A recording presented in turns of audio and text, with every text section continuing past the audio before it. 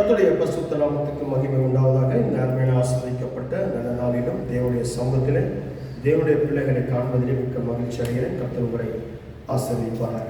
இந்த நாளில் இந்த வருஷத்துடைய கடைசி மாதம் டிசம்பர், இயேசு கிறிஸ்துடைய பிறப்பின் மாதம் அப்படின்னு சொல்லப்பட்டிருக்கிறது. எதுவும் அவருடைய பிறப்புக்கான அத்தாட்சிகள் கொடுக்கப்படல. ஒரு நம்பிக்கை, ஒரு விசுவாசத்தை கொண்டு செய்யப்படுவே என்று சொல்லக்கூடியதான டாக்டர் லூக்கா சுவிசேஷகன் அவர் பர்த் சர்டிஃபிகேட் கொடுக்கும் பொழுது, அதாவது இயேசு கிறிஸ்து அவருடைய தாயின் வயிற்றில் இருக்கும் பொழுது அந்த சென்சஸ் கொடுக்கறதுக்காக, சென்சஸ் அதனால டிசம்பர் மாதம் சென்சஸ் எடுப்பாங்க. அந்த சென்சஸுக்காக அவங்க போயிருக்கிறாங்க, ஊர் விட்டு ஊர் போயிருக்கிறாங்க. அதை வச்சு இந்த நாட்களை லூக்கா குறிச்சி எடுத்திருக்கிறார். ஆனால் இதுதான் அப்படின்னு சொல்ல முடியும். அதனால தான் பார்த்தீங்கன்னா உலக நாடுகளில் நவம்பர் கடைசியிலேயே என்ன பண்ணிடுவாங்க, தேங்க்ஸ் கிவிங் ப்ரேயர் எடுத்துருவாங்க. தேங்க்ஸ் கிவிங் ப்ரேயர் எடுத்துகிட்டு என்ன பண்ணுவாங்க கேட்டிங்கன்னா, டிசம்பர் முழுவதும் முதல் நாளில் இருந்தே கிறிஸ்துமஸ் கோலாகலங்களை கொண்டாட ஆரம்பிச்சிருவாங்க. ஆனால் இன்னைக்கு நம்ம கிறிஸ்துமஸ் கொண்டாடுவதை காட்டிலும் கிறிஸ்துவை கொண்டாடுவது ரொம்ப முக்கியமான ஒரு காரியத்தில் இருக்கிறோம். பிரியமான தேவனுடைய பிள்ளைகளே, இப்போல்லாம் நம்ம கிறிஸ்துமஸ் கொண்டாடுற காலத்தில் இல்லை, கிறிஸ்துவை கொண்டாடுகிற ஒரு காலம். அவருடைய வருகையை நாம் எதிர்நோக்கி இருக்கிறோம். அவர் வருகைக்கு நம்ம ஆயத்தமாக இருப்பினும் இந்த நாளிலே தேவனுடைய வார்த்தைக்குள்ள கடந்து செல்லுவோம். கண்களை மூடி தலையில் வணங்கி ஜெபிப்போம். எங்கள் அளவுக்கும் அதிகமாக நேசிக்கிற என் அன்பின் பரலோகத்தின் பிதாவே, கர்த்தராகிய இயேசுவே, உங்களுடைய கரத்தில் எங்களுடைய பிள்ளைகளையும், வாலிப பிள்ளைகளையும், சிறு பிள்ளைகளையும், சகோதர சகோதரிகளையும் உங்கள் கரத்தில் நாங்கள் குடும்பமாக ஒப்புக் கொடுக்கிறோம். ஆண்டவராகிய இயேசுவே, நீர் எங்களுக்கு சொல்ல போகிற உங்களுடைய நன்மையான வார்த்தைகளுக்காக நன்றி செலுத்துகிறோம். உங்களுடைய வார்த்தைகளை நாங்கள் கேட்க, அதன்படி நாங்கள் செய்ய எங்களுக்கு ஞானங்களையும், ஆண்டவரை புத்திகளையும், அறிவுகளையும் உணர்ந்து கொள்ளக்கூடிய சாக்கியங்களும் எங்களுக்கு தாரும். இயேசுவின் நாமத்தினால ஜெபிக்கிறோம் சொந்த பிதாவே, ஆமென். கர்த்தருடைய பரிசுத்த நாமம் மகிமையடைவதாக. ஆமென். அல்லேலூயா. இந்த நாளில் கூட பாதுகாப்பு என்று சொல்லக்கூடிய ஒரு தலைப்பின் கீழாக நம் தேவனுடைய வார்த்தையை தியானித்து இந்த நாளில் கர்த்தருடைய சமூகத்தில் கழித்து கடந்து போவோம். 147 சங்கீதம் 13-14 வசனத்தை வாசிக்க கேட்போம். 147 சங்கீதம் 147 13-14 வசனங்களை அவர் உன் வாசல்களின் தாழ்பால்களை பலப்படுத்தி உன்னிடத்தில் உள்ள உன் பிள்ளைகளை ஆசீர்வதிக்கிறார். அவர் உன் எல்லைகளை சமாதானம் உள்ளவைகளாக்கி உச்சிதமான கோதுமையினால் உன்னை திருப்தி ஆக்குகிறார். ஆமென். ஹல்லேலூயா. இந்த இடத்துல பாதுகாப்பு அப்படின்றத குறித்து பார்க்கிறோம். பாதுகாப்பு என்ற தலைப்பு, பாதுகாப்புக்கான அந்த பொருள் என்ன அப்படின்னு சொல்லி பார்க்கும் பொழுது, இது லத்தீன் பாஷையிலிருந்து எடுக்கப்பட்ட ஒரு வார்த்தை. லத்தீன்ல ரொம்ப அழகான ஒரு வார்த்தையை இந்த இடத்துல சொல்வதை குறித்து பார்க்கிறோம். அல்லேலூயா.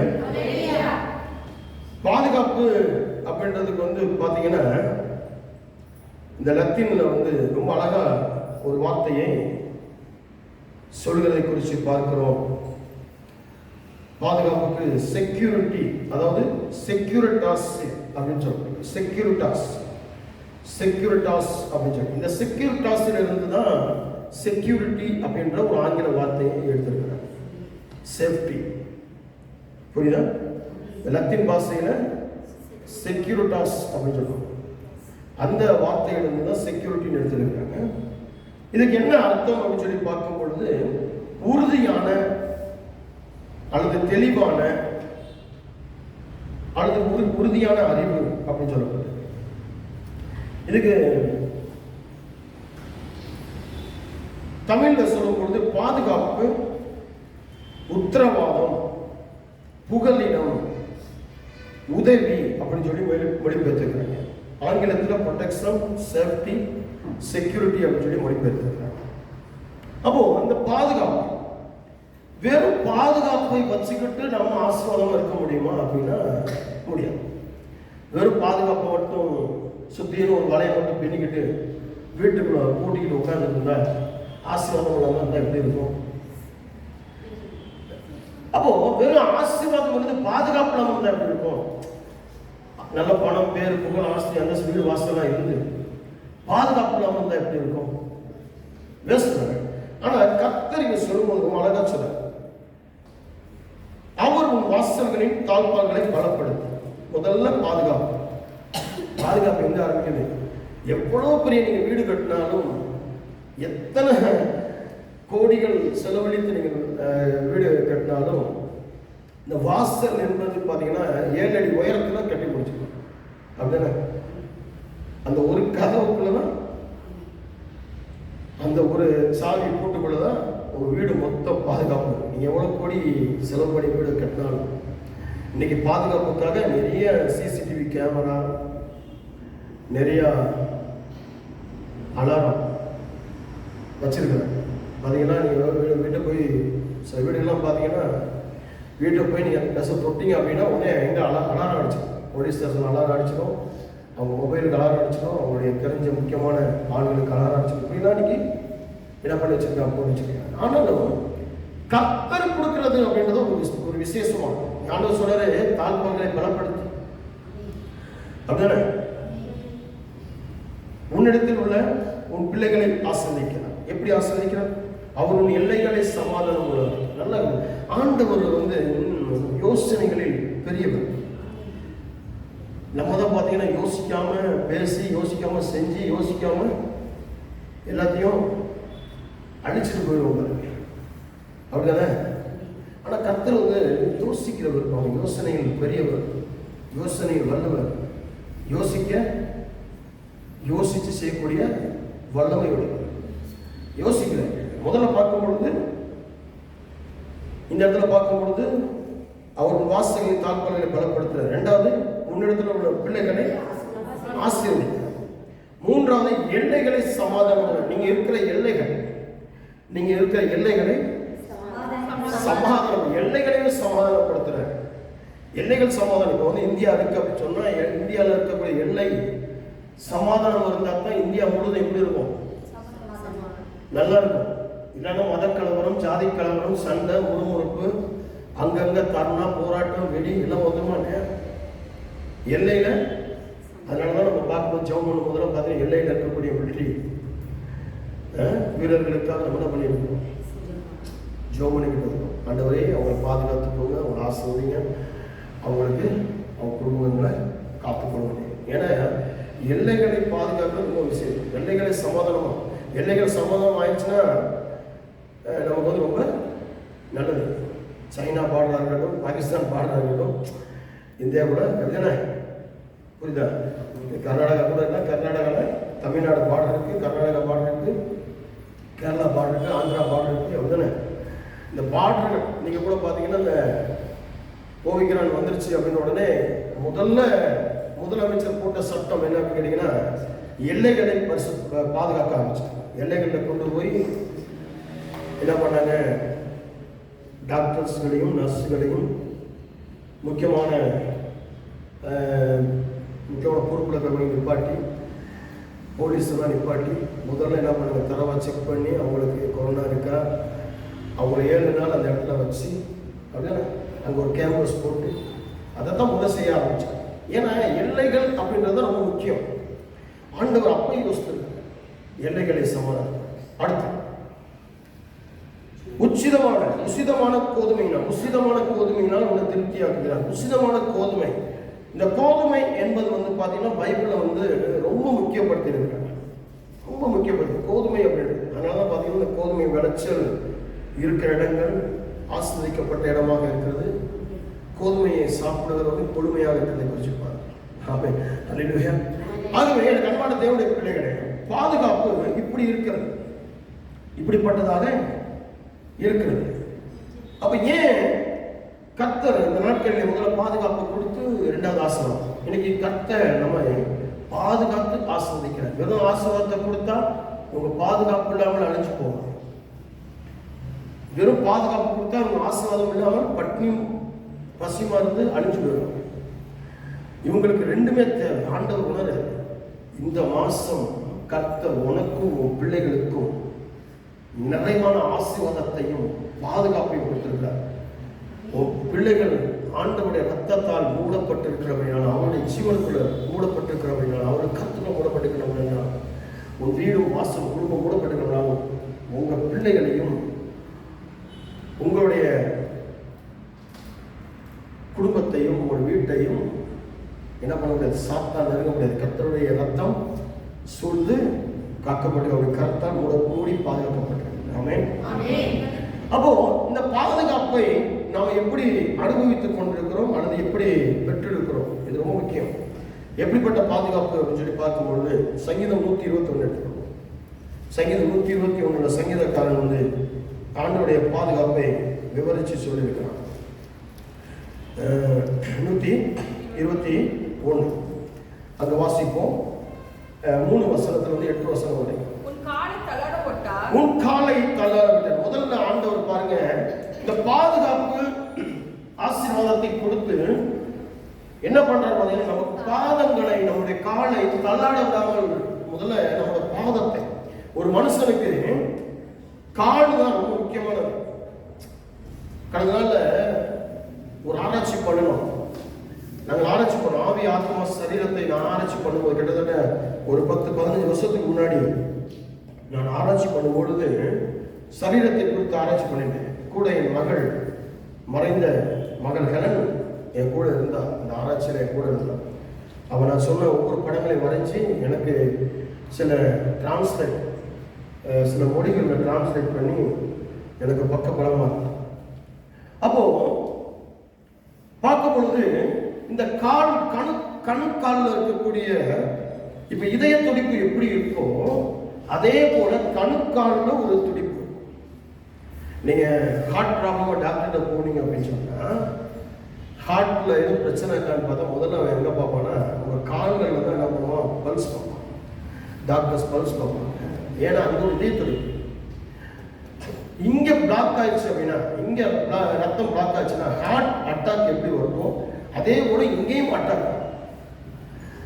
அதனாலதான் இந்த கணுக்கால இருந்து தான் என்ன பண்ணப்படுது, இப்போ ரத்தம் நீங்க வாக்கிங் போகும்போதோ சைக்கிளிங் போகும்போதோ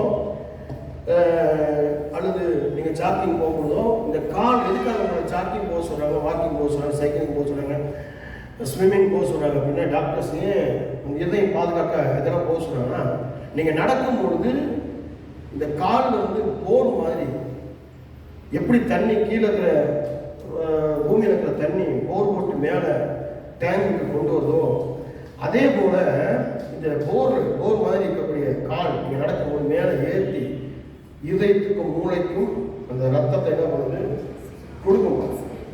புரியுதா? அப்போ அதனாலதான் கர்த்தர் இங்க பாதுகாப்பு எங்க ஆரம்பிக்கிறார், நம்மளுடைய கால்கள் தள்ளாடாம. இப்போ டாக்டர்கிட்ட போனீங்கன்னா கால் பலவீனமாகுது, கால் சோர்ந்து போகுது அப்படின்னா உடனே ஒரு மாத்திரை கொடுத்து வலி மாத்திரை கொடுத்து அனுப்ப மாட்டான். உடனே ஒரு இசிஜி தான் அனுப்பிச்சிருக்கோம், எக்கோ எடுக்கணும்னு சொல்லுவாங்க, ரத்தம் எடுத்து செக் பண்ணுவாங்க. எப்படி இருக்கு உங்களோட ரத்தத்தின் அளவு, எப்படி சிபிசி எப்படி இருக்கு, உங்களுடைய ரத்தத்தினுடைய தன்மை எப்படி இருக்கு, ரத்தத்தில் என்னென்ன இருக்கு. ஏன் அப்படின்னா அங்க அதுதான் கால்கள் கத்துறதுனால காலை தள்ளாட விட்டார். அடுத்து சொல்ற, இதோ இஸ்ரவேலை காக்கிறவர். நம்முடைய ஆண்டவர் எப்படிப்பட்டவராக இருக்கிறார் அப்படின்னு சொன்னா, அவர் பாதுகாக்கிறவர்ல, செக்யூரிட்டியில அவர் எப்படிப்பட்டவராக இருக்கிறார் அப்படின்னா, இரவும் பகலும் தூங்காமல் உறங்காமல் விழித்திருந்து பார்க்கக்கூடியவராக. ஒரு தாய் தன் பிள்ளை பிறந்த உடனே பார்த்தீங்கன்னா சில தாய்மார்கள் சொல்லுவாங்க, என்னுடைய தாயார் சொல்லியிருக்காங்க, என்னுடைய மனைவி கூட சொல்லியிருக்காங்க. எப்படி சொல்லியிருக்காங்கன்னா, நாங்களாம் வயசு காலத்தில் தூங்கினது தான், பிள்ளையை நாங்கள் சுமக்க ஆரம்பித்த பிறகு எங்களோட தூக்கம் கெட்டு போச்சு. அதுக்கடுத்து பிள்ளைகளை பிறந்த பின்னாடி அவங்கள வளர்க்குறதுலையே எங்களுக்கு தூக்கம் கெட்டு போச்சு. இதுக்கெல்லாம் பிள்ளைகள் நாங்களாம் தூங்கி பல வருஷம். எங்கள் அம்மா சொல்லுவாங்க, பல வருஷம் ஆச்சுமா நான் தூங்கி இருந்தோம். அதே போய் என்னோட மனைவி சொல்லுவாங்க, நான் தூங்கி ரொம்ப வருஷம் ஆச்சுப்பா, இந்த மாதிரி தூக்கம் இல்லைப்பா, கல்யாணத்துக்கு முன்னாடி தூங்குறது தான்ப்பா. அப்போ நம்முடைய ஆண்டவர் ஒரு தாயை போல தன் பிள்ளைகளை உறங்காமல் பாதுகாக்க. இந்த பாதுகாப்பை நம்ம உணரணும். நம்ம நினைச்சிட்டு இருக்கோம் நம்ம சொந்த பந்தம் பாதுகாக்குது, நம்ம உறவுகள் பாதுகாக்குது, நம்ம உற்றார்கள் பாதுகாக்கிறாங்க, நண்பர்கள் பாதுகாக்கிறாங்க.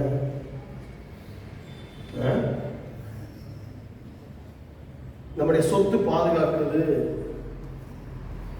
நான் சேர்த்து வச்ச பணம், பேரு, புகழ், ஆஸ்தி, அந்தஸ்து, என் தாத்தா பாட்டி அம்மா அப்பா வச்ச சொத்து, என் பேர்ல இருக்கிற நிலம் என்ன பாதுகாப்புன்னு சொல்லிட்டு இல்லை. இந்த பாதுகாப்பு வந்து ஒரு வித்தியாசமான பாதுகாப்பு. அடுத்து பார்த்தோம், கர்த்தர் உன்னை காக்கிறவர் உன் வலது பக்கத்திலே நிழலாய். நம்முடைய ஆண்டவர் எப்பொழுதும் நம்முடைய வலது பரசத்திலே நிழலாகவே இருக்கிறார். நம்ம படுக்கும்போது, நடக்கும்போது, உட்காரும் போது, வேலை செய்யும் போது, வியாபாரம் செய்யும் போது, நீங்கள் ஃப்ளைட்டில் போனாலும், கப்பலில் போனாலும், ட்ரெயினில் போனாலும், பஸ்ஸில் போனாலும், பைக்கில் போனாலும், சைக்கிளில் போனாலும், நடந்து போனாலும், எல்லா இடங்களிலும் கர்த்தர் நம்ம கூட என்ன பண்ணியிருக்காரு? நிழலாக ஆண்டவர் பாதுகாக்கிறது. அடுத்து, பகலிலே வெயிலாகிலும் இரவிலே நிலவாகிலும் உன்னை பாருங்க, பகல் வெயில் சேதப்படுத்தாத வரைக்கும் இரவிலே நிலவு சேதப்படுத்தாது. என்னங்க நிலவு நம்ம சேதப்படுத்துவோம் அப்படின்னா, நிலவு சேதப்படுத்துது, நிலவுகள் சேதப்படுத்துது. நம்ம நினைக்கிற ரொம்ப கூலாக இருக்கு. ஆமாம், கோல்டு கூட நமக்கு எப்படி இருக்கு? நம்முடைய உடம்புக்கு சேதத்தை விளைவிக்கக்கூடியது. ஒரு காலத்தில் சாதாரண சளி பிடிச்சிச்சுன்னா, நெஞ்சு சளி பிடிச்சிச்சுன்னா வீட்டில் என்ன பண்ணுவாங்க? பருத்தி பால் போட்டு கொடுத்து அப்புறம் கற்பூரத்தை வாங்கி தேங்காய் எண்ணெயில் போட்டு எரிச்சு நெஞ்சில் முதுகிலும் தடை விடுவாங்க. காலையில் எரிச்சு என்ன பண்ணுவோம்? ஸ்கூலுக்கு போயிடுவோம், காலேஜுக்கு போயிடுவோம், வேலைக்கு போயிடுவோம். அவ்வளோ முடிஞ்சு போச்சு. இன்னைக்கு அப்படி இல்லை. சளி வந்த உடனே சொல்கிறான், அதுதான் பெரிய கொள்ளை நோயே வேண்டாம், நெஞ்சு சளி தான் கொள்ளை நோயே வேண்டாம். அதுக்கு ஒரு பேர்களை வச்சு இன்னைக்கு அது பெருசாகி அப்படிதானே. ஆனால் இந்த இடத்துல அடுத்து பார்ப்போம், கர்த்தர் உன்னை எல்லா தீங்குக்கும் விலக்கி காப்பார், உன் ஆத்மாவை காப்பார், உன் போக்கையும் உன் வரத்தையும் இது முதல் கொண்டு காப்பார். அப்போ கர்த்தர் நம்மளை பாதுகாக்கிற தேவனா இருக்கிறார். இருக்கீங்களா? எப்படி பாதுகாக்கிற? ஏசாயா 44:3-4 வசனங்களை பார்ப்போம். பிள்ளைகள் மேல கர்த்தர் என்ன செய்கிறார் அப்படின்னு சொல்லி பார்ப்போம். பிள்ளைகளை பாதுகாக்கிறார். நம்ம பிள்ளைகளுக்காக கவலைப்படுறோமா? பிள்ளைகளுக்கு நான் நினைக்கிறோம், நான் தான் சாக்லேட் வாங்கி கொடுத்துட்டேனே, பிள்ளைகளுக்கு ட்ரெஸ் வாங்கி கொடுத்துட்டேனே, பட்டாசு வாங்கி கொடுத்துட்டேனே, அவங்க பிறந்த நாளைக்கு கேக்கு வாங்கி கொடுத்துட்டேனே, அவங்களுக்கு எல்ஐசியில் போட்டு வச்சிட்டேனே அப்படின்னு சொல்கிறோம். அவங்களுடைய படிப்புக்கு அதெல்லாம் பார்த்து வச்சிட்டேன், இதெல்லாம் பார்த்து வச்சிட்டேனே, அவங்களுக்கு சொத்து சேர்த்து வச்சிட்டேன், அவங்க பேரில் ஒரு இடத்த வாங்கி போட்டுட்டேன், ஒரு வீட்டை கட்டி வச்சிட்டேன் அப்படின்னு நினச்சி நம்ம கவலை விட்டு நம்ம பாதுகாப்பு. நீங்கள் வந்து அது இது எல்லாமே கொடுத்தீங்க, ஆனால் பிள்ளைகளை பாதுகாக்கிறீங்களா?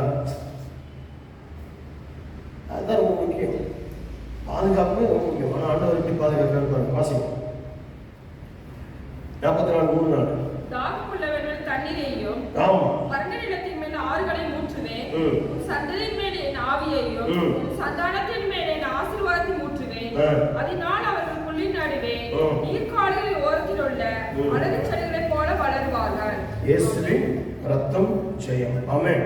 பிள்ளைகள் மேல பரிசுத்த ஆவியையும், பிள்ளைகள் மேல் அவருடைய பரிசுத்த ஆவியையும் அவருடைய ஆசீர்வாதத்தையும் ஊற்றி பிள்ளைகளை எப்படி பண்றாரு அப்படின்னா, அலறி செடிகளை போல, புல்லின் நடுவே நீர்க்கால்களின் ஓரத்தில் உள்ள அலறி செடிகளை போல நல்ல வளர்ச்சி, ஒரு குரோத்தை கர்த்தர் உண்டு பண்ணி கொடுக்கிறார். இன்னைக்கு நம்ம பிள்ளைகளுக்கு என்ன வச்சிருக்கிறோம்? சொத்து எழுதி வச்சிட்டோம், சுகம் எழுதி வச்சிட்டோம், வீடு. இன்னைக்கு புதுசாக பார்த்தீங்கன்னா அவங்க ஆரம்பிச்சிருக்கேன், என் பிள்ளைகளுக்கு ஆதார் கார்டு வாங்கி வச்சிடணும், என் பிள்ளைகளுக்கு கவர்மெண்ட் வந்து வரக்கூடிய அந்த உதவிகளை வாங்கி வச்சிடணும், என் பிள்ளைகளுக்கு கவர்மெண்ட் வந்து வரக்கூடிய வேலையை வாங்கி வச்சிடணும், பிள்ளைகளுக்கு வந்து கவர்மெண்ட் வந்து வரக்கூடிய அந்த மானியங்களை வாங்கி வச்சிடணும், அந்த ரேஷன்களை வாங்கி வச்சிடணும். இப்படி நம்ம பேசிட்டு இருக்க ஒழிய பிள்ளைகளுக்கு பரிசுத்த ஆவி ஊற்றப்படணும், பிள்ளைகளுடைய வளர்ச்சி ஆசீர்வாதமாக இருக்கணும், பிள்ளைகள் வளரணும் அப்படின்றத நம்ம நினைக்க மாட்டோம். பிள்ளைகளுடைய வளர்ச்சி இன்னைக்கு அநேக பேர் ஒரு சிலர் தான் அப்படி நினைக்கிறாங்க. சில பேர் பிள்ளைகளோட பற்றுதான் தான் இருக்கிறாங்க. நான் பார்க்க மாட்டேன், பிள்ளைகளுக்காகவே வாழ்ந்து இருக்காங்க. சில பேர்லாம் பார்த்தீங்கன்னா சாப்பாடு கொடுத்தோம் அப்படின்னு சொன்னால், எங்கேயாவது போகிறாங்க, ஒரு விசேஷத்துக்கு போகிறாங்க அப்படின்னா, இது எங்கள் வீட்டில் நடக்கும். எங்கள் அம்மாட்டையும் நான் பார்த்துருக்கேன், என்னுடைய மனைவிகிட்டையும் பார்த்துருக்கேன். கடந்த நாளில் எங்கள் அம்மா பண்ணுவாங்க, மனைவி பண்ணுவாங்க, நான் பார்த்துருக்கேன். நான் யாராவது கொடுத்தாங்கன்னா அப்படியே வாங்கி, இல்லைம்மா நான் வீட்டில் போய் சாப்பிட்றேன் அப்படின்னு அப்படியே மூடி வச்சுட்டு பிள்ளைகள் கொண்டு கொடுப்பாங்க. அதேமாதிரி என் மனைவி கூட கடந்த நாளில் ஒரு இடத்துக்கு போயிருந்தோம். அந்த இடத்துல போயிருக்கும்போது கடைகளில் போய் நின்றுருந்தோம். அந்த கடையில் வந்து சேம்புக்காக ஒரு ஸ்வீட் கொடுத்தோம். உடனே அவங்க என்ன பண்ண, இந்த வாழை இலையில சுற்றி பேப்பர் வச்சு, ஏமா கேட்டேன், பிள்ளைகளுக்கு உனக்கு கொடுத்தாங்க நினைக்கிறேன், கொடுத்தீங்கன்னா. அப்போ பாருங்க, அந்த தாய் தனக்கு இல்லைனா இன்னைக்கு இருக்கக்கூடிய சில தாய் என்ன பண்ணுவாங்கன்னா, நீ சாப்பிட்டா சாப்பிட்டு, போனா போ, வந்தா வா, எப்படி போ, நான் சாப்பிட்டு நான் கவலை இல்லாமல் நான் நல்லா இருக்கணும், என் காலம் நான் பட்டதில் போகணும் அப்படின்னா கூட இருக்கேன். பிள்ளைகளை பற்றி கொஞ்சம் கூட கவலை இல்லாமல். இப்படி ஏன் இதெல்லாம் சொல்றேன்னா, இந்த வசனம் ஆண்டவர் ஒரு தாய்க்கு மேலாக, ஒரு தகப்பனுக்கு மேலாக எப்படி பாதுகாத்து ஆசீர்வதிச்சு பரிசுத்த ஆவியை ஊற்றி ஒரு வளர்ச்சியை உண்டு பண்ணுகிறார் அப்படின்றத நான் உங்களுக்கு இந்த நாளில் நினைவுபடுத்த. கர்த்தர் பிள்ளைகளை காப்பாற்று பாதுகாக்கிறது மட்டுமல்ல, ஆசீர்வதிக்கிறது மட்டுமல்ல, அவர்கள் மேல பரிசுத்த ஆவியை ஊற்றி அவர்கள் வளருவதற்கு ஏதுவான நன்மைகளை அவர்களுக்கு கொடுத்து, ஞானங்களையும் புத்திகளையும் அறிவுகளையும் கிருபைகளையும் கொடுத்து பிள்ளைகளை ஆசீர்வதித்து அபிஷேகித்து உலகத்தில் முதிர் வயசு வரைக்கும் வாழ்ந்து வளர்ந்து பழகி பெருகி பூமியை நிரப்புவதற்காக அவர் என்ன பண்ணுகிறார், பிள்ளைகளுக்கு ஆயத்தப்படுத்தி வச்சிருக்கிறார். அப்போ இந்த பாதுகாப்பு அப்படின்றது ரொம்ப முக்கியமான ஒரு விஷயம். பேதுரு புஸ்தகம் 1ஆம் அதிகாரம், 2 பேதுரு புஸ்தகம் 1ஆம் அதிகாரம் 4ஆம் வசனம் எடுத்து வாசிப்போம். இது இனிமேல் தான் உங்களுக்கு இருக்கு. இவ்வளவு நேரம் சும்மா போயிட்டு இருந்தேன், இனிமேல் தான் இருக்கு. தூங்காம கேளுங்க. தூங்குறவங்க மட்டும் ஒரு அழகே சொல்லுங்க. தூங்கல, தேவ சமூகத்தில் இருக்கிறோம், தூங்கக்கூடாது. 2 பேதுரு புஸ்தகம் 1ஆவது அதிகாரம் 4ஆவது வசனம். இச்சையினால் உலகத்தில் உண்டான கேட்டுக்கு தப்பி திவ்ய சுபாவத்துக்கு பங்குள்ளவர்களாகும் பொருட்டு மகா மேன்மையும் அருமையான வாக்குத்தத்தங்களும் அவைகளினாலே நமக்கு அளிக்கப்படுது. நல்ல கவனம் பாருங்க, எதுக்காக வாக்குத்தத்தம் நமக்கு கொடுக்கப்பட்டிருக்கு? வாக்குத்தத்தம் எதுக்கு? வருஷமான ஒரு வாக்குத்தத்தம், மாசமான ஒரு வாக்குத்தத்தம், பிறந்த தினத்துக்கு ஒரு வாக்குத்தத்தம், திருமண நாளுக்கு ஒரு வாக்குத்தத்தம். பார்த்தீங்கன்னா நிறைய பேர் நீங்க திருமண நாளுக்கெல்லாம் ஸ்தோத்திர கூட்டம் வைக்கிறதுல, பிறந்த நாளுக்கு ஸ்தோத்திர கூட்டம் வைக்கிறதுல யாருமே பாஸ்டர் வந்து பிறந்த நாளுக்கு என்ன வாக்குத்தத்தம் பாஸ்டர், ஒரு வாக்குத்தத்தம் கொடுங்க பாஸ்டர் கேட்கறது இல்லை. திருமண நாளைக்கு என்ன வாக்குத்தத்தம் பாஸ்டர், ஸ்தோத்திர கூட்டம் நடத்தி என் வீட்டில் வந்து நடத்தி ஒரு வாக்குத்தத்தம் கூட கேட்கறது இல்லை. அதே போல மாசத்துக்கு ஒரு வாக்குத்தத்தம் கொடுத்தா கூட வாக்குத்தத்தமா, வாக்குத்தத்தம் ஆராதனையா, நடக்கட்டும் நடக்கட்டும் அப்படின்னு சொல்லிட்டு போயிட்டு இருக்காங்க. வருஷ வாக்குத்தத்தம் கூட எப்படி கேட்டீங்கன்னா ரொம்ப அசால்ட் ஆகிடுச்சு. அது ஒரு ஃப்ரேம் போட்டு மாட்டுவாங்க. ஏன் கிடக்கு என்ன என்ன வாக்குத்தத்தம் சிஸ்டர், என்ன வாக்குத்தத்தம் என்னமோ கொடுத்தாரு போன மாசம், பாஸ்டர் போன வருஷம் கொடுத்தாரு, எங்கேயோ கிடக்கும், எங்கேயோ வச்சேன், எங்கே கிடக்கு நான் இருக்கிற நிலைமையில அதெல்லாம் என்ன பண்ண முடியல, பாதுகாக்க முடியல. அப்ப இந்த வாக்குத்தத்தம் எதுக்கு அப்படின்னு சொல்லி பார்க்கும்போது, இந்த வாக்குத்தத்தம் எதுக்கு? இச்சையினால் உலகத்தில் உண்டான கேட்டுக்கு தப்பும்படியா. நல்ல கவனிப்பாங்க. இச்சைகள், பொருளாசைகள் வந்து, பண ஆசைகள் வந்து, கண்ணிச்சை, மாம்சத்தை, சரீர இச்சை வந்து நம்ம கேட்டுக்கு போகக்கூடாதபடிக்கு, ஆமே வழி தப்பி வரும்படியாக நம்மை தப்பி பாதுகாக்கிறதுக்கு, அதுக்குதான் வாக்குத்தத்தம். அதுக்குதான் வாக்குத்தத்தம் 147வது சங்கீதத்துல 13-14 வசனத்துல பாதுகாப்பையும் ஆசீர்வாதத்தையும் குறித்து கர்த்தர் இப்படி நமக்கு சொல்றார். நல்ல கவனம் பார்க்கணும்.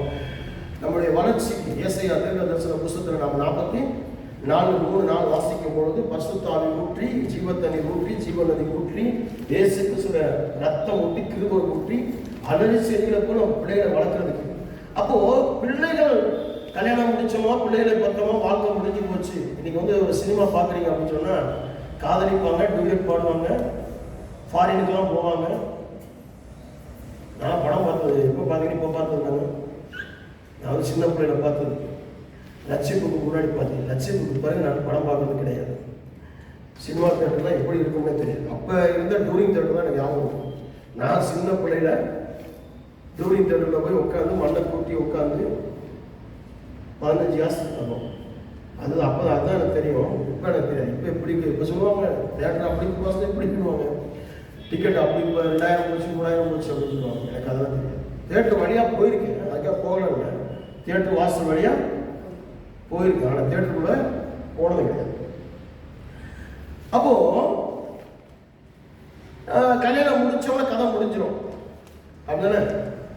அதுக்கு பிறகு என்ன நடக்குது அப்படிதானே, இதான் படம். ஆனால் இங்கே எப்படின்னா அதுக்கு பிறகுதான் என்னது ஓடுது, அதுக்கு பிறகு கதையை ஓடுது. நம்ம வாழ்க்கை பிள்ளையை வளர்க்குறது எப்படி, பிள்ளையை நடத்துறது எப்படி, பிள்ளையை ஒழுங்குபடி நடத்துறது எப்படி. நம்ம நினைக்கிற பிள்ளையை பெற்றுட்டு நம்ம முடிஞ்சு போச்சு, பிள்ளையை பெற்று யார் கையில கொடுத்து நம்ம தாத்தா பாட்டி கையில் அப்பா அம்மா கையில் கொடுத்து அவங்க வளர்த்துருவாங்க அப்படின்ட்டு அத்தைமார் கையில் கொடுத்து வளர்த்துருவாங்க. இல்லை, தாய் தகப்பன் கூட இருந்து வளர்ந்து பராமரிக்கிறது ரொம்ப முக்கியமான காரியம். இன்னைக்கு நிறைய பிள்ளைகளுக்கு இந்த தாய் தகப்பனுடைய பாசங்கள் பராமரிப்புகள் கிடைக்கிறது. எல்லாமே இன்னைக்கு வேலை. இன்னைக்கு டெக்னாலஜிஸ் காலத்தில் இருக்கிறதுனால, பொருளாசை காலத்தில் இருக்கிறதுனால சாத்தானும் என்ன பண்ண பொருளாசைகளை கொடுத்து பணம் சம்பாதிக்கிற இச்சைகளை கொடுத்து மாம்ச இச்சைகளை கொடுத்து எல்லாத்தையும் என்ன பண்ணிட்டான், வெளிநாடுகளுக்கு அனுப்பிட்டான். இன்னைக்கு பொருளாசை பணம் சம்பாதிக்கின்ற பொருளாசை வந்த உடனே ஊருக்கு ஊருக்கு போய் என்ன பண்ண ஆரம்பிச்சாங்க. இன்னைக்கு குடும்பமாக ஒரு வீட்டில் இருந்து, குடும்பமாக ஒரு தெருவில் இருந்து, ஒரு சபையில் இருந்து குடும்பம் ஆட்டத்தை பண்ணாதான் எங்கக்கூடிய காலத்துலேயே போயிடுச்சு. 70s 80s போயிடுச்சு. இன்னைக்கெல்லாம் அப்படி இல்லை, அப்படிதானே. 70s 80s தான் பார்த்தீங்கன்னா குடும்பம் தாத்தா பாட்டி அம்மா அப்பா பெரியம்மா பெரியப்பா சித்தி சித்தம்மான்னு சொல்லி பெரிய குடும்பம், பெரிய ஒரு ஜாயிண்ட் ஃபேமிலியாக கூட்டு குடும்பமாக ஒரு தெருவில் ஒரு வீட்டில் ஒரு கல்யாணம் காட்சி அப்படின்னா ஒரு சினிமாவுக்கு போனால் கூட குடும்பமாக போய் வந்து அப்படிதானே. அதெல்லாம் ஒரு காலம். இன்னைக்கு அப்படி இல்லை. இன்னைக்கு எங்கே உங்கள் பிள்ளை இருக்கு, அவன் அமெரிக்காவில் எங்கே உங்கள் பிள்ளை இருக்கு, அது பக்கத்து கேரளாவில் போய் வேலை பார்த்துட்டு இருக்கு, மண்ணை வெட்டி மண்ணோடு அடிச்சுக்கிட்டு இருக்கு. உங்கள் பேரப்பிள்ளை அது எங்கே இருக்கு தெரியல, யாரும் இருக்குங்க. என்ன படிக்குது என்ன கலந்துன்னு தெரியல. என் மகன் வீட்டுக்கு போய் பல வருஷம் ஆச்சு, என் மகன் வீட்டுக்கு வந்து பல வருஷம் நாங்கள் பேசிக்கிறது இல்லை. அப்படி ஆகி போச்சு. அப்போ காலங்கள் எப்படி இருக்கு வேதம் சொல்லுது பாருங்க. எதுக்காக வாக்கு தத்துவம் கொடுக்கப்பட்டிருக்குன்னா, இச்சையினால் உலகத்தில் உண்டான கேட்டுக்கு தப்பு, திவ்ய சுபாவத்துக்கு பங்கு. நல்லா கவனம். வாக்கு தத்துவம் எதுக்காக நமக்கு வாக்கு தத்துவத்தை கர்த்தர் கொடுத்துருக்காரு. ஆபிரகாமுக்கு எதுக்கு வாக்கு தத்துவம் கொடுத்தாரு, ஈசாக்குக்கு எதுக்கு வாக்கு தத்துவம் கொடுத்தாரு, யாக்கோபுக்கு எதுக்கு வாக்கு தத்துவம் கொடுத்தாரு அப்படின்னா, அந்த ஆபிரகாம் ஈசாக்கு யாக்கோபுடைய வாக்கு தத்துவம் நமக்கு எதுக்கு, நம்ம பிள்ளைகளுக்கு எதுக்கு கொடுத்திருக்கிறார், நம்ம பிள்ளைகளுடைய பிள்ளைகளுக்கு எதுக்கு வாக்கு தத்துவம் கொடுத்திருக்கிறார் அப்படின்னா, திவ்ய சுபாவத்துக்கு பங்குள்ளவர்களாக அப்படின்னு சொல்லப்படுது. திவ்ய அப்படின்னா நல்ல விஷயத்துக்கு, நல்ல நன்மைகள், அதுல பங்குள்ளவர்களாக மாறுபடியாக அடுத்து சொல்லப்படுகிறது. வாக்குத்தத்தம் எப்படிப்பட்டதாக இருக்கிறது, மகா மேன்மையும் அருமையும். வாக்குத்தத்தம் எப்படிப்பட்ட வாக்குத்தம், மகா மேன்மையும் அருமையும். அது ரொம்ப முக்கியமானது பாருங்க. அவைகளினால் நமக்கு அளிக்கப்பட்டிருக்கிறது வாக்குத்தத்தம் மகா மேன்மையையும் நமக்கு. அப்போ ஆண்டவர் இந்த மாசம் கொடுத்த இந்த வாக்குத்தத்தம் பிள்ளைகளுக்காக, பிள்ளைகளுக்காக தாப்பா போட்டு மூடி ஆசீர்வாதம் உசிதமான பொதுமையினால் நிரப்பி இருக்கிறார் அப்படின்னா, எல்லைகளை சமாதானம் உள்ளவைகளாக மாற்றி நமக்கு கொடுத்திருக்கிறாருன்னா அவருடைய பாதுகாப்பு எப்படிப்பட்ட பாதுகாப்பு. இந்த பாதுகாப்பை இதுவரைக்கும் நான் அனுபவித்திருக்கிறேனா, என் பிள்ளைகளுக்கு இந்த பாதுகாப்பை கொடுத்திருக்கிறேனா இல்லை. இன்னைக்கு பெற்றோர்கள் எப்படின்னா பிள்ளைகளுக்கு ஆசை வார்த்தைகளை காட்டி, பண ஆசை வார்த்தைகளை காட்டி, வேலையை காட்டி, வாழ்க்கையை காட்டி, மேக்கப் சாதனங்களை காட்டி, இப்படிதான் காட்டி பிள்ளைகளை வளர்த்து வச்சிருக்காங்களே ஒழிய, இன்னைக்கு பிள்ளைகளை எப்படின்னு பார்த்தீங்கன்னா பெற்றோர்களுக்கு கீழ்ப்படியாம இப்படி போயிட்டு இருக்காங்க. 1 கொரிந்தியர் புத்தகம் 10ஆம் அதிகாரம் 1 வசனம் கர்த்தருடைய பாதுகாப்பை குறித்து பார்ப்போம். வாசிக்கும் 1 கொரிந்தியர் புத்தகம் 10ஆம் அதிகாரம். இப்படி இருக்க சகோதரரே, நீங்கள் எவைகளை அறிய வேண்டும் என்று இருக்கிறீர்கள் என்றால், நம்முடைய பிதாக்கள் எல்லாரும் மேகத்துக்கு கீழாக இருந்தார்கள், எல்லாரும் சமுத்திரத்தின் வழியாய் நடந்து வந்தார்கள். ஆண்டவர் எப்படி நம்மளை பாதுகாக்கிறார் அப்படின்னு சொல்லி பார்க்கும்போது, மேகத்தின் நடுவிலே, மேகத்தின் கீழே நல்ல கவனம் பார்த்தோம். இதுக்கு என்ன புஸ்தகம் 9ஆம் அதிகாரம் 18ஆம் வசனத்துல இதுக்கு ஒரு விவரம் ரொம்ப அழகா போட்டிருக்குது. வாசிக்கலாமா? எப்படி இருக்கிறோம் என்பதை,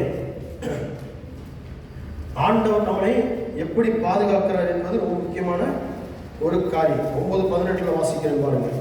கர்த்தருடைய கட்டளையின்படியே இஸ்ரவேல் புத்திரர் பிரயாணப்படுவார்கள், கர்த்தருடைய கட்டளையின்படியே பாளையம் இறங்குவார்கள், மேகம் வாசஸ்தலத்தின் மேல் தங்கியிருக்கும், 4 நாள் அவர்கள் பாளையத்தில் தங்கியிருப்பார்கள். கவனமாக மேக ஸ்தம்பத்தின் கீழே. இப்ப சில பாதுகாப்பு, இப்ப நேரம் நம்ம ஆண்டோடைய பாதுகாப்பை குறித்து பார்த்தோம். ஆண்டவர் உங்களையும் உங்க பிள்ளைகளையும் உங்க பிள்ளைகளுடைய பிள்ளைகளையும் எப்படி பாதுகாக்கிறாரு, எப்படி உங்களை இரவு பாதுகாக்கிறாரு அப்படின்னு சொல்லி சூரியனும் நிலவும் சேதப்படுத்தாதபடிக்கு உங்களை பாதுகாக்கிறான்னு சொல்லி பார்த்தோமா? ஆண்டவர் எப்படி பாதுகாக்கிறான்னு பார்த்தோம்னா, இப்போ சில பாதுகாப்பை நமக்குள்ள கொடுக்குற நீங்க செய்யணும்னு எதிர்பார்க்கல. நல்ல கவனம் பாருங்க, நீங்க செய்யணும்னு எதிர்பார்க்கல.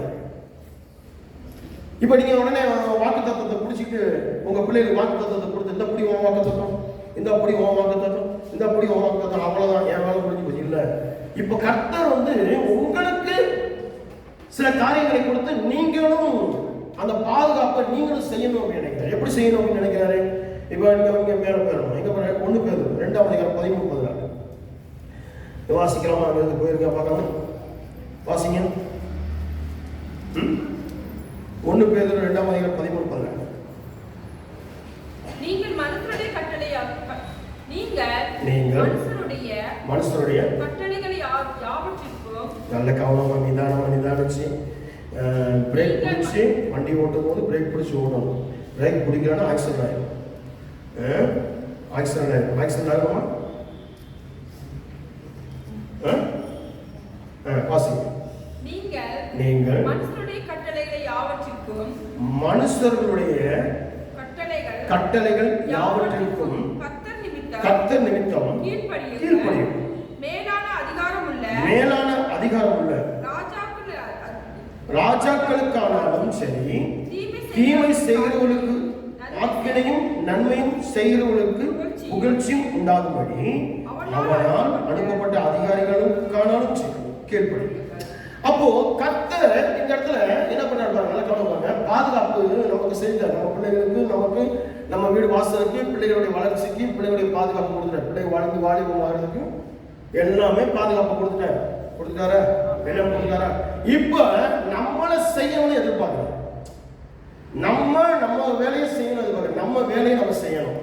அப்படியே வந்தோமா, சுகமா வந்தோம், சாஞ்சி கால மேல கால் போட்டு ஆட்டி, அப்படியே பாயில உட்காந்து, அப்படியே தூங்கி கண்ணு அப்படி எடுத்துட்டு எப்படி போச்சு?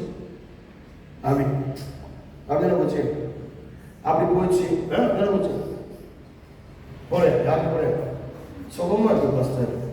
நல்ல சர்ச்சு நல்லா பெருசா இருக்கு, நல்லா ஏசியில் இருக்கிற மாதிரி இருக்கு கிளைமேட்டு, நல்ல மழை பெஞ்சு சுகமா இருக்கு. அப்படியே போயிட்டு இருக்கு, நல்லா சாஞ்சி சாவாசமா. எங்கள் அம்மா வீட்டில் உட்கார்ந்தது போல, எங்கள் அப்பா வீட்டில் உட்கார்ந்தது போல அப்படின்னா நல்லா சுகமா உட்காந்து. கர்த்தர் நமக்கு சில விஷயங்கள் சும்மா சும்மா போகக்கூடாது. இங்கே வேதம் சொல்லுது, மழை சொல்லுது பாருங்க. நீங்கள் மனுஷருடைய கட்டளைகள் யாவற்றிற்கும் கர்த்தர் நிமித்தம் மனுஷர்களுக்கும் கீழ்ப்படியணும். அப்ப அந்த மனுஷன் எப்படிப்பட்டவனா இருக்கலாம்? அதிகாரியா இருந்தாலும் சரி, ராஜாவா இருந்தாலும் சரி, தீமை செய்யறவனா இருந்தாலும் சரி, ஆக்கணையை செய்யறவனா இருந்தாலும் சரி, அவனுக்கும் புகழ்ச்சி உண்டாகும்படியாக, நன்மை உண்டாகும்படியாக கீழ்ப்படியணும். கெட்டவன் அப்படின்னு சொல்லி நீங்க கீழ்ப்படியாக இருக்கக்கூடாது. என் புருஷன் ஒரு குடிக்காரைய, என் புருஷன் ஒரு சண்டைக்காரையா அவனுக்கு கீழ்ப்படியக்கூடாது. இல்லை, அவனுக்கு நீ கீழ்ப்படியணும். அந்த கீழ்ப்படிதல் என்ன ஆகும் அப்படின்னா, அவனை நன்மை செய்கிறவனாக மாற்றும், அவனுக்கு பொடிச்சு விடவனாக மாற்றும். புரியாது சொல்லுது. ஒரு கிணத்துல புதினா கீழ்ப்படியக்கூடாது. ஹலோ, ஆண்டவுடைய நல்ல கவனம் பார்த்துக்கோங்க. என் பிள்ளை சொன்னா, அம்மா சொன்னா, அப்பா சொன்னா, தம்பி சொன்னா, அக்கா சொன்னதை விட கீழ்ப்படிங்க. நீங்க சொன்னீங்க பாஸ்டர் கீழ்ப்படி சொல்லி அப்படின்ட்டு ஆண்டவர் விட்டுட்டு போயிடக்கூடாது. சரியா? சபை விட்டுட்டு வா, ஊழியத்தை விட்டுட்டு வா, ஊழியம் செய்யாத, பைபிள் பிடிக்காத, ஜெபம் பண்ணாத, உபவாசம் போடாத, சர்ச்சைக்கு போகாத அப்படின்னா அதை கீழ்ப்படி. அதை உணர்த்தம் இல்லை. சபையை கட்டுற வேலை என் வேலை, சபைக்கு ஆத்மாக்களை கொண்டு வருகிற வேலை என் வேலை, சபைக்கு நான் செய்து முடிக்க வேண்டிய வேலை நிறையா இருக்குது. ஆண்டவர் எனக்கு நிறைய வேலை செஞ்சு முடிச்சுக்கிறேன், நான் அவருக்கு செய்ய வேண்டிய வேலை அவரு வருகை சீக்கிரத்தில் இருக்குன்னு சொல்லி புரிய வைக்கணும். அது வேற. அப்புறம் தான் புகழ்ச்சி. உடனே என்னைய சபை விட்டு வர சொன்னாங்க, நான் போயிட்டேன். ஏன்னா நீங்க தான் பசங்க கீழ்ப்படிய சொன்னீங்க அப்படின்ற எதுக்கு கீழ்ப்படணும், எப்படி கீழ்ப்படணும் அப்படின்றது இருக்கு. சரியா? அப்போ கீழ்ப்படியணும், அதிகாரிகளுக்கும் கீழ்ப்படியணும். அப்போ இந்த வேலையை உங்கள்கிட்ட கொடுத்துட்டாரு, பாதுகாப்பு உங்களுக்கு. எப்படின்னு பார்த்தீங்கன்னா நோவா இருக்காங்க. ஆதியாகமம் 9ஆம் அதிகாரம் 9ஆம் அதிகாரத்திற்கு வாசிங்க. ஆதியாகமம் 9ஆம் அதிகாரம் 1-3 வரைக்கும் வாசிங்க. ஆதியாகமம் 9ஆம் அதிகாரம் 1-3 வரைக்கும். பின்பு தேவன் நோவாவையும் அவன் குமாரனையும் ஆசீர்வதித்து நீங்கள் பலுகி பெருகி பூமியை நிரப்புங்கள். பாத்தீங்களா? செய்ய வேண்டிய காரியத்தை நம்மகிட்ட கொடுத்துட்டாரு. நீங்க பலுகி பெருகி பூமியை நிரப்பணும். அதுக்கு முன்னாடி என்ன நடந்துச்சு? முதல்ல என்ன நடந்துச்சு? நீ பேரையை உண்டு பண்ணணும். ஆமென். நான் பேரை செஞ்சு கொடுக்க மாட்டேன். ஆண்டவர் பேரை செஞ்சு கொடுத்தாரா? ஆண்டவர் உனக்கு பேரை செஞ்சு கொடுத்தாரா? நோவாவுக்கு ஆண்டவர் பேரை கட்டினாரா? மரம் கட்டினாரா? இல்லை. அது வேலை யாருடைய வேலை? அவன் வேலை. உன் குடும்பம் 8 பேரை பாதுகாக்கிறது உன் குடும்பம், உன் பொறுப்புடா. நோவாட்ட சொல்லிட்டார், உன் பொறுப்புடா. அதுக்கு நீ செய்ய வேண்டிய காரியம் கீழ்ப்படுதல். நான் சொல்றதுக்கு நீ கீழ்ப்படியும். ஹலோ, நான் சொல்ற மாதிரி நீ கீழ்ப்படிஞ்சு அது மாதிரி நடக்கணும். உன் குடும்பத்துக்கு பாதுகாப்பு நீ தான். உன் பிள்ளைக்கு, உன் மனைவிக்கு, உன் மருமக்களுக்கு நீ தான் பாதுகாப்பு. உன்னுடைய பேரை கூட 8 பேர் இருக்கீங்கன்னா 8 பேருக்கு பாதுகாப்பு நீ தான். இந்த 8 பேர் பதுகி பெருகி பூமியை நிரப்ப வேண்டியது உங்களுடைய கையில இருக்கு. ஹலோ, சொல்றது இல்லையா? அப்போ பொறுப்புகளை நம்ம கையில கொடுத்துட்டேன். நம்ம எப்படி இருக்கிறோம்? கைவீசுன்னு சொல்லி நம்ம வாழ்ந்துட்டு இருக்கோம். நம்ம பாட்டுக்கு படுக்க, நம்ம பாட்டு தூங்க, நம்ம பாட்டு போய் ஒரு ஜாலியா, ஒரு கவலை இல்லாத பறவையா கையில வர காசெல்லாம் நல்லா செலவு பண்ணிக்கிட்டு, கூத்தடிச்சுட்டு, கும்மாளம் போட்டுக்கிட்டு, நண்பர்களோட போய், உறவினர்களோட போய், சோறு கண்ட இடம் சொர்க்கம் சொல்லி நம்ம வாழ்ந்துகிட்டு இருக்கோம். சோறு கண்ட இடம் சோறு கண்ட இடம் சொர்க்கம் சொல்லிக்கிட்டு வாழ்ந்துகிட்டு இருக்கோம். கையில 10 காசு வந்துச்சுன்னா அவ்வளவு முடிஞ்சு போச்சு. அது எப்படி காலி பண்றது, எப்படி அந்த ரூபாயா அப்படிதான் பண்ணிட்டு இருக்கோம். நம்ம சம்பாதிக்கிறதுல, நம்ம வேலை பார்க்கறதுல, நம்ம காசை பார்க்கறதுல எல்லாமே பெற்றோர்கள்ட்டையும், கூட்டார்கள்ட்டையும், உறவுகள்ட்டையும் கடனும் கவலையும் காக்கையும் எங்கேயும் வாங்கி பொருளை விட்டு பொருளை அடவச்சு அப்படிலாம் ஓடிக்கிட்டு இருக்கு. அப்படிதான் ஓடிக்கிட்டு இருக்கு. யாரையும் குத்தி பேசுற நடைமுறைகளை பேசுங்க, நடக்கிற விஷயங்களை குறித்து பேசிட்டு. அப்போ வீட்டை பாதுகாக்கிறதுக்கு கர்த்தர் நம்ம கொடுக்குற என்ன கொடுக்குறாங்க? கீழ்ப்படி. நீ கீழ்ப்படி. இப்போ நோவாவோட எடுத்துக்கிட்டீங்கன்னா பார்த்தீங்கன்னா, நீ ஒரு பேலை கொண்டு பண்ணணும், கீழ்ப்படுங்க. நீ பேலையை நல்லா பூட்டிட்டு உள்ள உட்காந்து கீழ்ப்படுங்க. உன் குடும்பத்தாரங்கள முதல்ல ஏற்றிட்டு கீழ்ப்படுங்க. ஹலோ, உனக்கு என்னென்ன தேவையோ அதெல்லாம் எடுத்து வச்சுக்கோ. சாப்பாடு கீழ்பாடு எல்லாமே சேர்த்து வச்சுக்கோ, கீழ்ப்படுங்க. உன் பிள்ளைகளையும் உனையும் ஜீவனோட பாதுகாக்கிறதுக்கு சாப்பாடு தனியாக தேவை எடுத்துக்கொண்டு வச்சுக்கோ. இப்போ ஜோடியா பறவைகளையும் விலங்குகளையும் ஏற்றிக்கோ, கீழ்ப்படுங்க. அப்போ எங்க இருக்கு நம்முடைய வேலை அப்படின்னா, நம்ம கீழ்ப்படுதலுக்குள்ள இருக்கு. பெரியமான தேவனுக்கு கீழ்ப்படு. அப்போ அந்த கீழ்ப்படுதலுக்குள்ள வரும்பொழுதுதான் நம்ம குடும்பத்தை பாதுகாக்க முடியும். இன்னைக்கு குடும்பங்கள் கெட்டு போவதற்கான காரணம், அழிஞ்சு போவதற்கான காரணம், குடும்பங்கள் பிரிஞ்சு அவஸ்தைப்படுறதுக்கான காரணம், குடும்பங்கள் இன்னைக்கு அநேக ஆசீர்வாதத்தை இழந்து தவிக்கிறதுக்கான காரணம் கீழ்ப்படுதல். அவங்க வீட்டுக்குள்ள முதலாவதாக அற்று போகிறது. ஒருவருக்கு ஒருவர் கீழ்ப்படியாமல், கணவன் மனைவி, அண்ணன் தம்பி, அக்கச்சி, பிள்ளைகள், பெற்றோர்கள் கீழ்ப்படிதல் இல்லாமல், ஒருவருக்கு ஒருவர் ஒரு ஐக்கியம் இல்லாமல், ஒரு மனம் இல்லாமல் போறதுக்கு. ஆனா இங்க இந்த கீழ்ப்படிதல்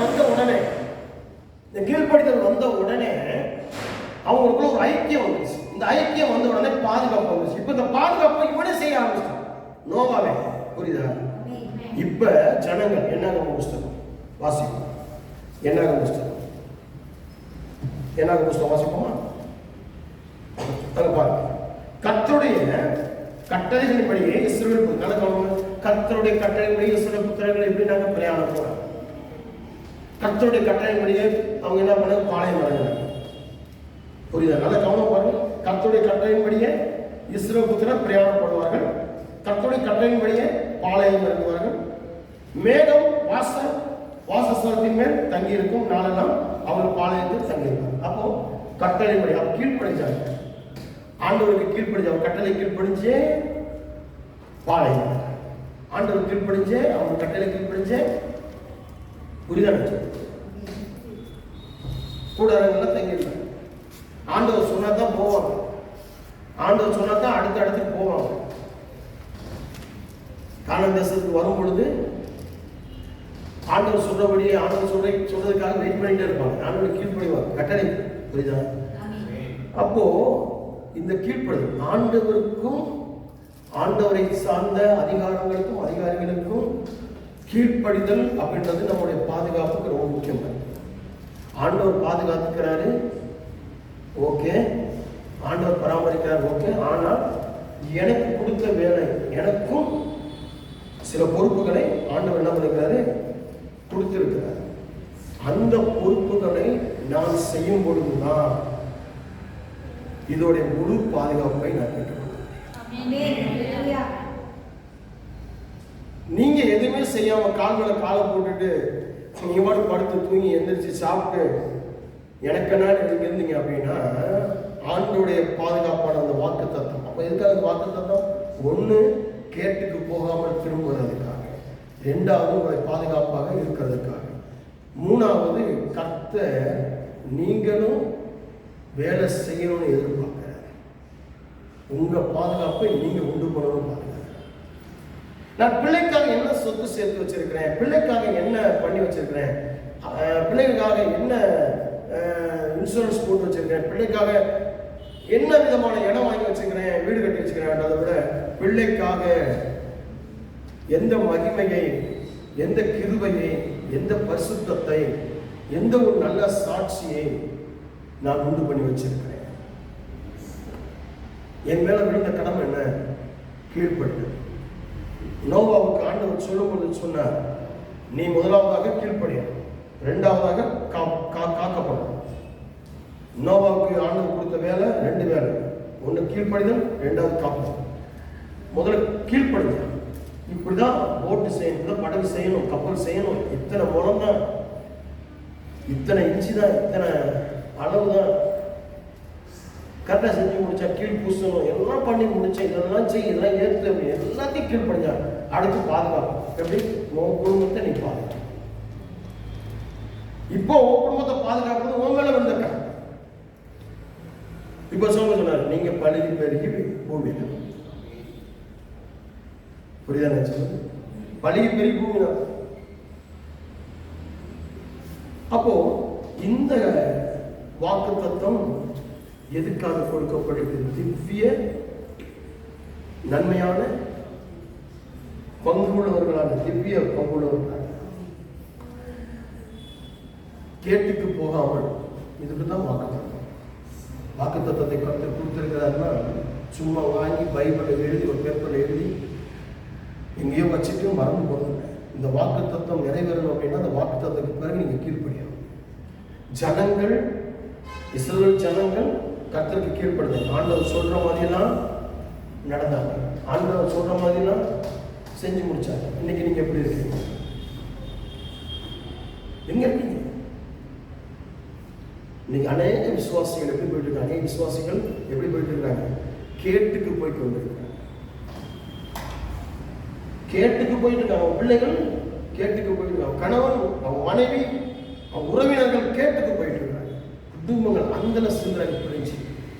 காரணம் வாக்கு தத்துவத்துக்கு கீழ்ப்படியாமல், வாக்கு தத்துவத்தை சரியா எடுக்காமல், ஆண்டவருக்கு பார்த்துக்கிறார் சொல்லி ஆண்டவர் மேல எல்லாத்தையும் பாடத்தையும் போட்டுட்டு ஆண்டவர் நடத்துவார் பார்த்துட்டு இவங்க ஒண்ணுமே செய்யாம, இவங்க செய்ய வேண்டிய வேலைகளை செய்யாம, இவங்க இஷ்டத்துக்கு வந்து இவங்க இஷ்டத்துக்கு போயிட்டு இவங்க பாடு வாழ்க்கை.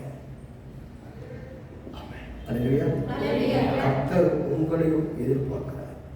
நீங்களும் பாதுகாக்க வேண்டும் என்று சொல்லி, செயல்பட வேண்டும் என்று சொல்லி கர்த்தர் எதிர்பார்க்கிறார். செய்ய கர்த்தருடைய ஆசை.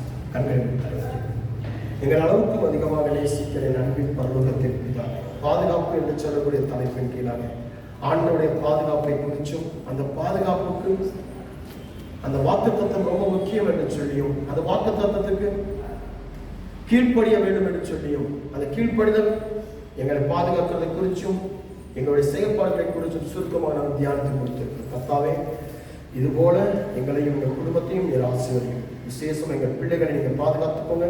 பிள்ளைகள் மேல் பரிசுத்தாவி ஊற்றி, ஜீவத்தண்ணி ஊற்றி, ஜீவநதி ஊற்றி, உங்கள் ரத்தத்துக்குள் மூடி, உங்கள் ஜீவனுக்குள் மூடி பராமரித்து எந்த கேடுக்கும் வராமல் தீர்க்காயுசோடும் நீடித்த ஆயுசோடும் பரிபூர்ண ஆயுசோடும் புத்திர வயசு வாழ்ந்து பழகி பெரிய பூமி நிரப்ப நோவாவுக்கு கொடுத்த வாக்குத்தத்தம் எங்களுக்குள் நிறைவேற்றும்.